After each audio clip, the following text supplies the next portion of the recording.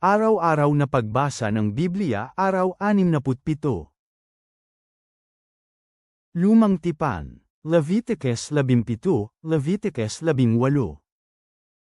Kinausap ni Yahweh si Moises, sinabing, makipag-usap kay Aaron at kanyang mga anak na lalaki, at sa lahat ng mamamayan ng Israel. Sabihin sa kanila kung ano ang inutos ni Yahweh, ang sinumang tao na mula sa Israel na pumatay ng isang lalaking baka, tupa, o kambing sa loob ng kampo, o sa labas ng kampo, upang ialay ito, kung hindi niya ito dadalhin sa pasukan ng tolda ng pagpupulong upang ihandog bilang isang alay para kay Yahweh sa harap ng kanyang tabernakulo, ang taong iyon ay nagkasala na sa pagdanak ng dugo. Panadanak niya ang dugo, at dapat nang itiwalag ang taong iyon mula sa kanyang bayan. Ang layunin ng kautosang ito ay upang dalhin ng mga mamamayan ng Israel ang kanilang mga alay para kay Yahweh sa pasukan ng tolda ng pagpupulong, upang ialay ng pari bilang handog ng pagtitipon-tipon para kay Yahweh, sa halip na maghandog ng mga alay sa isang lantad na bukid. Isasaboy ng pari ang dugo sa altar ni Yahweh sa pasukan ng tolda ng pagpupulong, susunugin niya ang taba nito para makagawa ng isang mahalimuyak na amoy para kay Yahweh. Hindi na dapat maghandog ang mga tao ng kanilang mga alay sa kambing na mga Diyos-Diyosan, kung saan kumikilos sila tulad ng mga beerang babae. Ito ay magiging isang permanenteng batas para sa kanila hanggang sa katapusan ng kanilang salinlahi. Dapat mong sabihin sa kanila, sinumang tao ng Israel, o sinumang dayuhang nakatira sa kanila, na maghahandog ng isang alay na susunugin bilang handog. At hindi ito dinala sa pasukan ng tolda ng pagpupulong upang ihandog ito para kay Yahweh, dapat na itiwalag ang taong iyon mula sa kanyang bayan. At sino man sa Israel, o sinumang dayuhang naninirahan sa kanila, na kumain ng kahit anong dugo, itatalikod ko ang aking mukha laban sa mga taong iyon, sa sinumang kumain ng dugo, ititiwalag ko siya mula sa kanyang bayan. Sapagkat ang buhay ng isang hayop ay nasa dugo nito.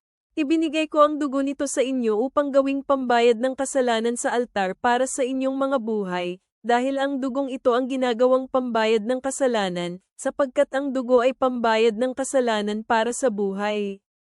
Kaya sinabi ko sa bayan ng Israel na walang sino man sa inyo ang dapat kumain ng dugo, ni sino mang dayuhan na naninirahan kasama ninyo ang maaaring kumain nito. At sino mang mamamayan ng Israel, o sino mang mga dayuhang naninirahan sa kanila, na nangaso at pumatay ng isang hayop o ibon na maaaring kainin, dapat patuluin ng taong iyon ang dugo nito at takpan ng lupa. Sapagkat ang buhay ng bawat nilalang ay ang dugo nito. Kaya sinabi ko sa bayan ng Israel, hindi ninyo dapat kainin ang dugo ng anumang nilalang, sapagkat ang buhay ng bawat nilalang ay ang dugo nito. Dapat na itiwalag ang sinumang kumain nito. Bawat tao na kumain ng isang patay na hayop o ginutay-gutay ng mga mababangis na hayop, maging ang taong iyon ay katutubo o isang dayuhang naninirahan kasama ninyo, dapat niyang labahan ang kanyang mga damit at paliguan ang kanyang sarili sa tubig, at patuloy siyang marumi hanggang gabi. Pagkatapos nito magiging malinis na siya. Subalit kung hindi niya nilaban ang kanyang mga damit o pinaliguhan ang kanyang katawan, kung gayon dapat siyang managot sa kanyang kasalanan. Kinausap ni Yahweh si Moises, sinabing, kausapin mo ang bayan ng Israel at sabihin sa kanila, ako si Yahweh na inyong Diyos. Hindi ninyo dapat gawin ang mga bagay na ginagawa ng mga tao sa Ehipto, kung saan dati kayong nanirahan. At hindi ninyo dapat gawin ang mga bagay na ginagawa ng mga tao sa Canaan, sa lupain na pagdadalhan ko sa inyo. Huwag ninyong sundin ang kanilang mga kaugalian. Ang aking mga batas ang dapat ninyong gawin, at ang aking mga kautusan ang dapat ninyong sundin, para lumakad kayo dito, dahil ako si Yahweh ang inyong Diyos. Kaya dapat ninyong sundin ang aking mga utos at aking mga batas. Kung susunod ang isang tao sa mga ito, mabubuhay siya dahil sa mga ito. Ako si Yahweh. Walang sino man ang dapat na sumiping sa malapit na kamag-anak niya.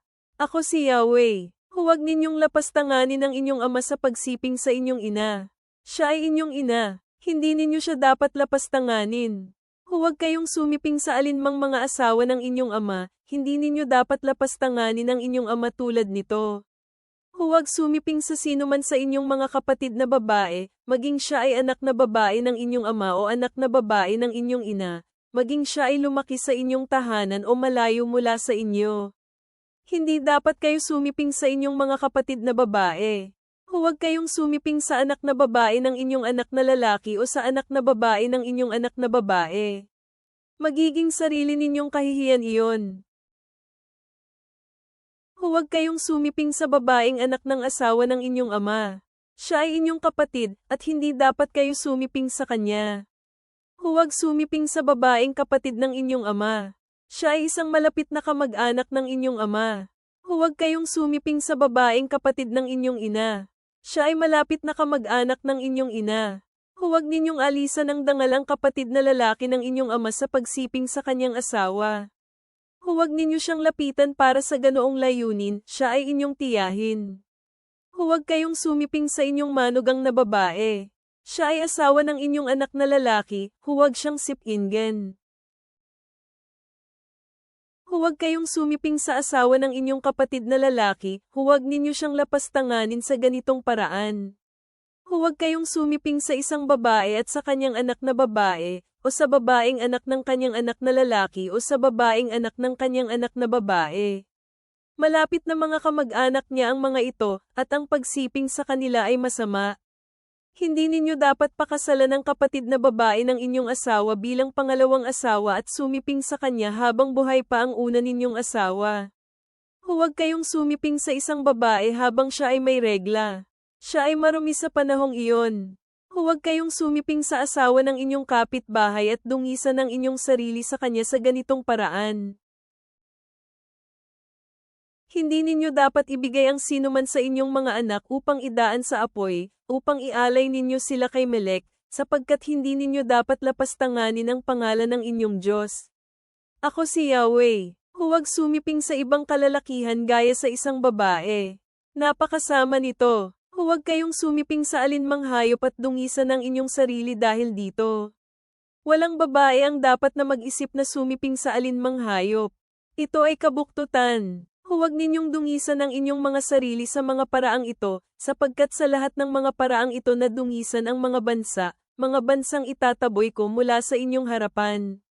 Naging marungis ang lupain, kaya pinarusahan ko ang kanilang kasalanan, at isinuka ng lupain ang mga naninirahan dito. Kaya, dapat kayong sumunod sa aking mga utos at mga batas, at hindi ninyo dapat gawin ang alinman sa mga kasuklam-suklam na mga bagay na ito, maging katutubong Israelita o dayuhang naninirahan kasama ninyo. Sapagkat ito ang mga kasamaang ginawa ng mga tao sa lupain, mga dating nanirahan dito bago kayo, at ngayon marungis na ang lupain. Kaya mag-ingat kayo para hindi rin isuka kagaya ng mga taong nauna sa inyo. Ititiwalag sa kanilang mga tao ang sinumang gumawa ng mga kasuklam-suklam na mga bagay na ito. Kaya dapat ninyong ingatan ang aking kautusan upang hindi makagawa ng alinmang kasuklam-suklam na mga kaugalian na ginawa nila dito bago kayo, upang hindi ninyo madungisan ang inyong mga sarili dahil sa mga iyon. Ako si Yahweh na inyong Diyos. Bagong tipan. Mark 14:17-42. Kinagabihan, dumating siya kasama ang 12. Habang nakasandal sila sa lamesa at kumakain, sinabi ni Jesus, "Totoo, sinasabi ko sa inyo. Isa sa inyo na kasama kong kumakain ang magkakanulo sa akin." Labis silang nalungkot at isa-isang nagtanong sa kanya, "Siguradong hindi ako, di ba?" Sumagot si Jesus at sinabi sa kanila, "Isa sa 12, ang kasama kong ngayong nagsasawsaw ng tinapay sa mangkok." Sapagkat tatahakin ng anak ng tao ang daan na sinasabi sa kasulatan tungkol sa kanya. Ngunit aba sa taong magkakanulo sa anak ng tao. Mas mabuti pang hindi na siya isinilang.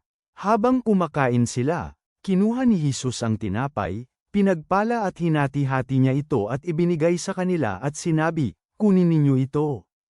Ito ang aking katawan." Kumuha siya ng tasa, nagpasalamat, ibinigay ito sa kanila at uminom silang lahat mula rito. Sinabi niya sa kanila, "Ito ang aking dugo ng kasunduan, ang dugo na maibubuhos para sa marami. Totoo, sinasabi ko sa inyo, hindi ako muling iinom nitong bunga ng ubas hanggang sa araw na iyon kung kailan ako iinom ng panibago sa kaharian ng Diyos. Pagkatapos nilang umawit ng himno, pumunta sila sa bundok ng mga olibo. Sinabi ni Jesus sa kanila, "Iiwanan ninyo akong lahat, sapagkat ito ang nasusulat, papatayin ko ang pastol at magsisikalat ang mga tupa. Ngunit pagkatapos kong mabuhay muli, mauuna ako sa inyo sa Galilea." Sinabi ni Pedro sa kanya, "Kahit iwanan kayo ng lahat, hindi kita iiwanan." Sinabi ni Jesus sa kanya, "Totoo, sinasabi ko ito sa iyo, ngayong gabi, bago tumilaok ang tandang ng 2 beses, ipagkakaila mo ako ng 3 beses."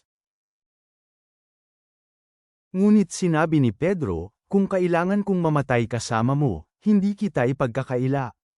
Ganun din ang pangako na sinabi nilang lahat. Dumating sila sa lugar na tinatawag na Getsemani at sinabi ni Jesus sa kanyang mga alagad, "Umupo kayo dito habang ako ay nananalangin." Isinama niya sina Pedro, Santiago at Juan. Nagsimula siyang mabalisa at labis na nabahala. Sinabi niya sa kanila, "Ang aking kaluluwa ay labis na nagdadalamhati, kahit sa kamatayan. Manatili kayo dito at magbantay." Pumunta si Jesus sa di kalayuan, nagpatira pa sa lupa at nanalangin na kung maaari ay lampasan siya ng oras na ito. Sinabi niya, "Aba, Ama, kaya mong gawin ang lahat. Alisin mo ang tasang ito sa akin. Ngunit hindi ang aking kalooban, kundi ang iyong kalooban." Bumalik siya at natagpuan silang natutulog, at sinabi niya kay Pedro, "Simon, natutulog ka ba? Hindi ka ba makapagbantay ng 1 oras man lang? Magbantay kayo at manalangin na hindi kayo matukso. Tunay na ang espiritu ay nakahandang sumunod, ngunit mahina ang laman." Muli siyang umalis at nanalangin at kanyang sinabi ang ganoon ding mga salita. Muli siyang bumalik at nadatnan silang natutulog, sapagkat antok na antok sila at hindi nila alam kung ano ang kanilang sasabihin sa kanya. Bumalik siya sa pangatlong pagkakataon at sinabi sa kanila, "Natutulog pa rin ba kayo at nagpapahinga? Tama na, dumating na ang oras. Tingnan ninyo, ang anak ng tao ay ipinagkakanulo sa mga kamay ng mga makasalanan. Bumangon kayo, umalis na tayo. Tingnan ninyo, malapit na ang taong magkakanulo sa akin." Mga awit, Psalm 31:9-18. Maawa ka sa akin, Yahweh, dahil ako ay nasa kahirapan, ang aking mga mata ay napapagod sa kalungkutan kasama ang aking kaluluwa at aking katawan. Dahil ang aking buhay ay pagod sa kalungkutan at ang mga taon ko na puro daing. Ang aking lakas ay nabibigo dahil sa aking kasalanan, at ang aking mga buto ay unti-unting nanghihina. Dahil sa lahat ng aking mga kaaway, hinahamak ako ng mga tao, ang aking mga kapitbahay ay nangingilabot dahil sa aking kalagayan, at mga taong nakakakilala sa akin ay nangangamba. Ang mga nakakakita sa akin sa kalye ay tumatakbo palayo sa akin.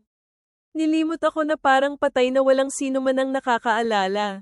Ako ay tulad ng isang basag na palayok. Dahil aking narinig ang bulong-bulungan ng nakararami, nakakasindak na balita mula sa lahat ng dako habang ang mga iba ay parang nagpaplano na magkakasama laban sa akin. Sila ay nagpaplanong kunin ang aking buhay. Pero umaasa ako sa iyo, Yahweh, sinasabi ko, ikaw ang aking Diyos. Ang aking kapalaran ay nasa iyong mga kamay. Iligtas mo ako sa kamay ng aking mga kaaway at mula sa mga humahabol sa akin.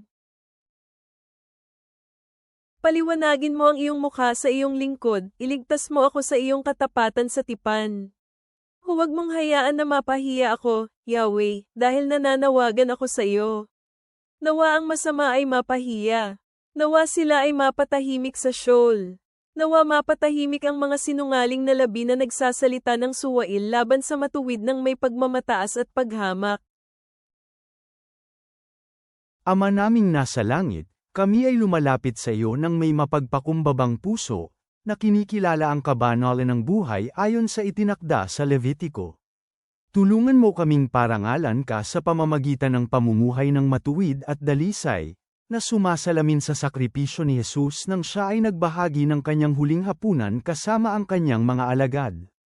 Sa mga sandali ng pagkabalisa, tulad ng ipinahayag sa Awit Kapitulo 31, ipaalala mo sa amin na magtiwala sa iyong walang hanggang pag-ibig at pagliligtas. Palakasin mo ang aming determinasyon na sundin ang iyong kalooban, kahit naharapin namin ang mga pagsubok, at bigyan mo kami ng lakas ng loob na manalangin ng taimtim tulad ng ginawa ni Jesus sa Getsemani. Nawa ang iyong salita ang maging lakas namin ngayong araw. Amen.